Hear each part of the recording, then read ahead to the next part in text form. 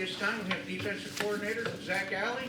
Questions for Coach Alley, Greg? So, Zach, start with when you're coaching. I'm sure there's an inclination to scream and yell when things go badly, but you also don't want to crush spirit and confidence. So, how do you balance that?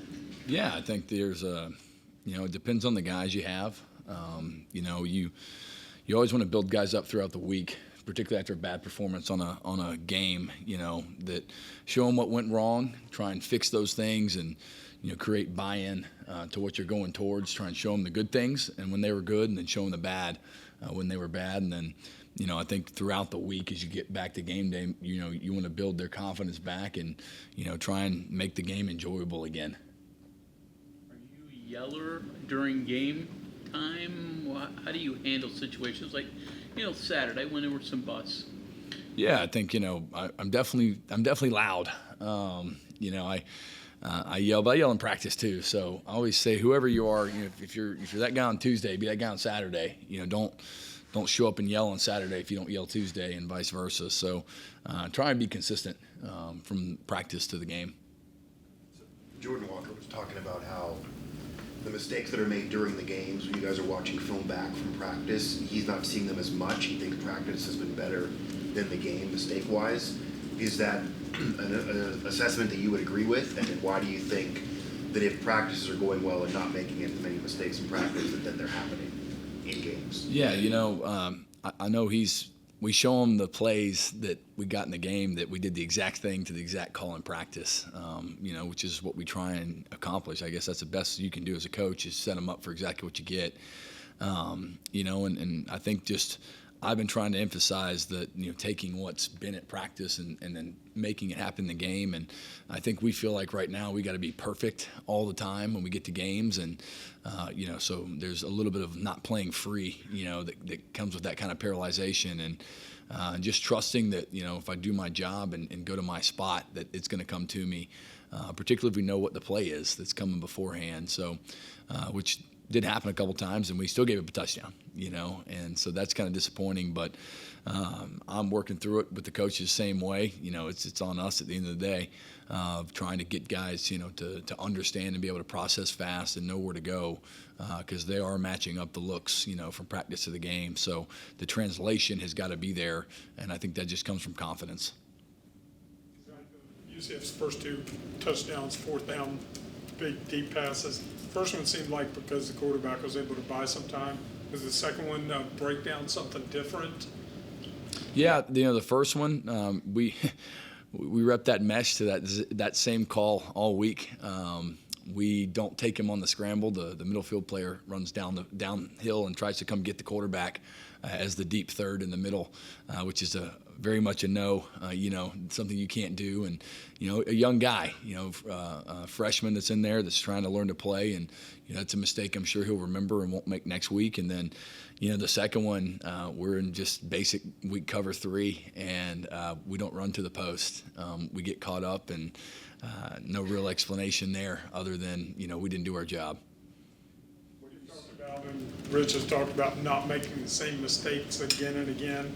Doesn't seem like that's been the case. Seems like there's been some different things the past 2 or 3 weeks. You mentioned tackling, some other things.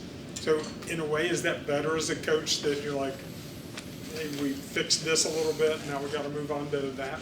It's definitely better than making the same thing over and over again, but, I'd like to clean them up in general. Just too many. You have an opportunity on both those fourth downs where, it's things that we're in good spots if we play the call the right way, and, we don't, and you give up 2 scores. You go into halftime with no points given up, you feel a whole lot different. But their teams are willing to go on fourth down on us. I think we've seen the most fourth down attempts in the country to this point. So that's something we got to work on, because on third down we're pretty good, and then on fourth down we've not been up to the standard of what we need to be.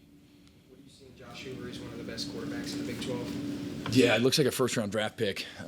He puts the ball outside. I want to say he's like one of 2 quarterbacks coming back that had 3,500 yards last year that stayed with their team. I think everybody else transferred. When you watch him, and he does it. I mean, there's throws where it is covered and the guy's one-on-one, and it is put 2 inches above the fingers of the defender and they catch it for 50 yards. And it's not like one time that happens. It's every single game. They find, ways to get one-on-ones and attack guys down the field and make those plays. So, I think he's a baller, and we got a big challenge in front of us with just his ability to get the ball out. Can you talk a little bit, Coach Rodriguez talked a little bit about how, some of the culture might not have been as firmly implemented as he thought. You talked last night about, some of the lack of intensity and identity on his radio show. Do you see any of that as well within the program, like areas where like maybe the culture didn't quite get where it was, maybe like what he said, some evaluations were missed? And how do you address that still in the season to try to turn this around and get some wins? Like he said, there's a lot of football left to be played. Yeah, I do feel that. You just watch the amount of loafs and things that happened in the game. I called it out right on the first series. Second play of the game, we got 6 guys not running the ball. And, when you replace 71 guys, nobody's been around us for an extended period of time.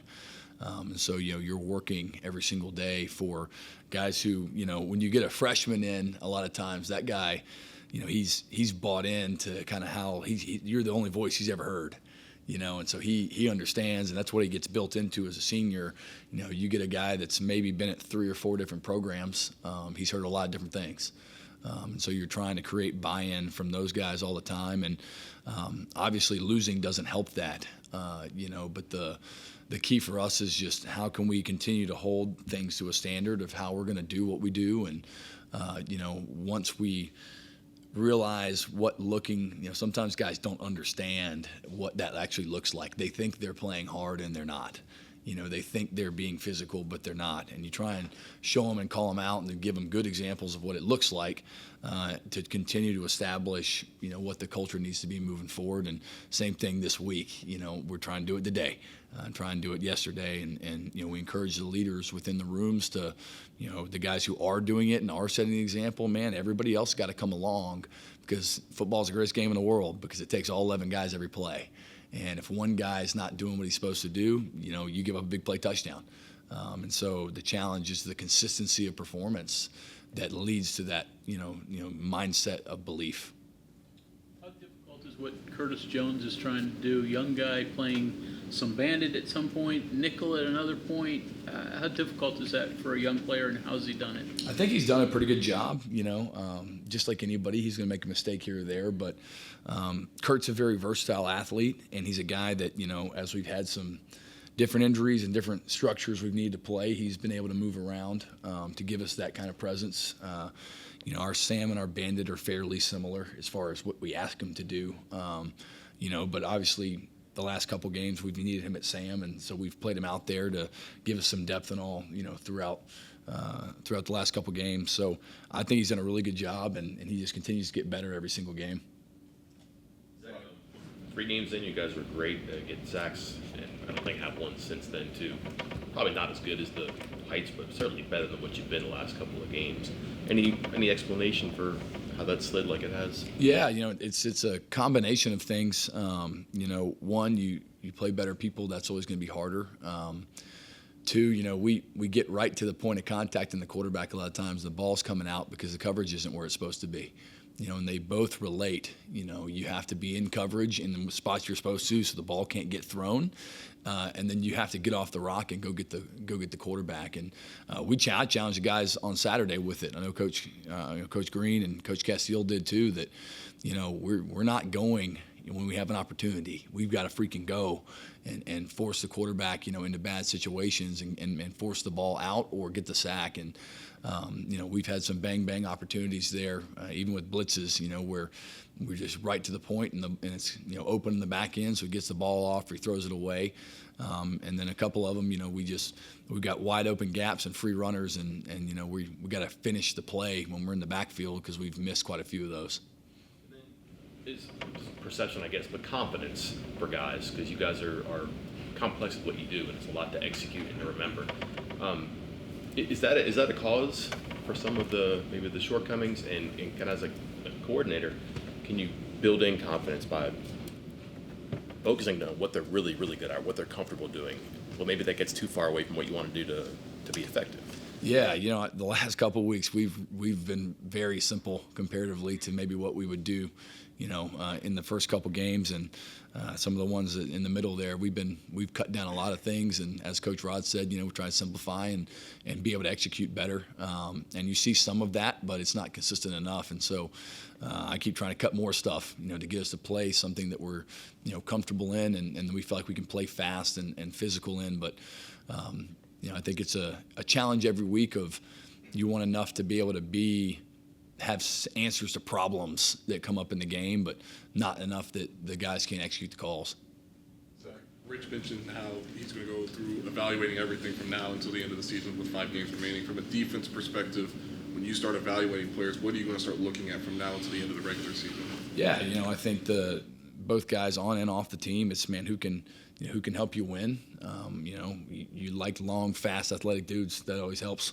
And that's what we're looking for all the time. And I want to see the guys that from the team that are coming back that will be here. Who stands up when things are hard and there's adversity.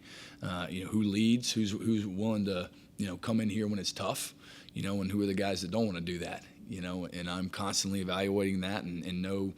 Hey, all right, this is a guy we feel like we can count on in the future, or maybe this is a guy that we can't. Coach Rodriguez also talked about, in retrospect now, even from the offseason, he can admit maybe there was some misevaluation of players just in general. From a defensive perspective, is that something you can look back on? Like, would you agree with that assessment that maybe there was some misevaluation? Yeah, I think for sure. I think anytime you're losing, that's something that you got to look at and say, okay, where did we miss? Where are some things that, hey, we thought this guy was going to be this and he's not. And, on the flip side, some guys maybe you weren't as confident in that have done better things than you thought they would do. But, I think across the board, we've had to self-evaluate and, say, hey, I brought everybody here. I picked everyone on defense that Coach Rodriguez went and looked at. And so you own that as a coach, and I do think there were probably some missed things that we did, and we're getting used to the new world too. You used to recruit a guy and you knew him for a year and a half. Our 26s we signed here in a couple, 6 weeks or whatever it is. I mean, shoot, I started recruiting them in January, and some of them before that, even before I got here. But you get to know their families, who they are, how they handle things. You go to games and practices and see it. And in the portal, they land at 8 a.m. in the morning. You have about 6 hours. They leave at 4 o'clock, and it's yes, no. And sometimes, if you're not the first guy in on the conversation, you don't even get a visit. So I do think it's harder now than it has been because you don't have the extended period of time to get to know guys. And in a year like last year, where I think walking in the door, even after signing the freshmen, we were 26 scholarships down on defense walking in. That's a lot of guys with speed dating to figure out, how they fit and where they go. I think that'll be, as we move forward, something that's a little bit easier because we've been established and we're here.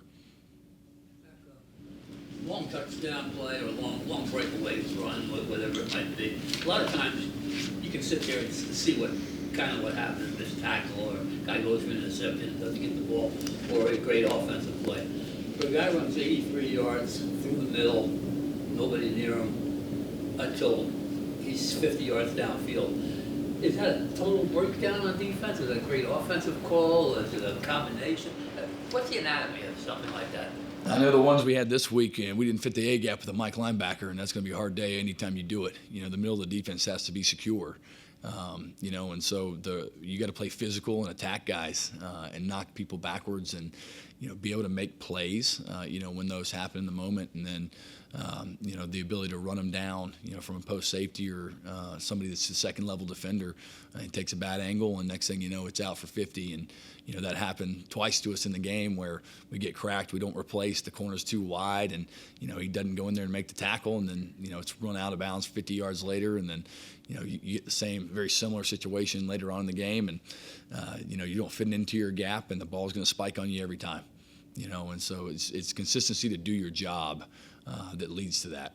Plays like that more often, defensive breakdown than a great offensive effort. Most of the time, I think, usually a wide open guy or a complete misfit is, easier on a big play touchdown. Everybody knows the competitive play where they throw it down the sideline, it's bang, bang, they make a catch. That happens, but certainly the big plays most of the time are due to defensive mistakes. Cole Rush rush game this week. Can you just talk a little bit about what you've learned about West Virginia and its coal mining history and industry, and like what it means to you to be able to go out there as a part of this special game and represent that? I'm excited. I've met quite a few guys, even guys on our team whose dads are coal miners.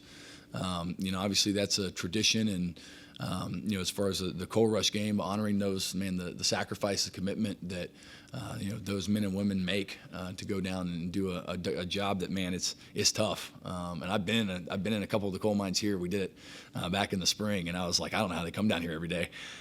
Just impressive the history and tradition of that here, and I also like pepperoni rolls.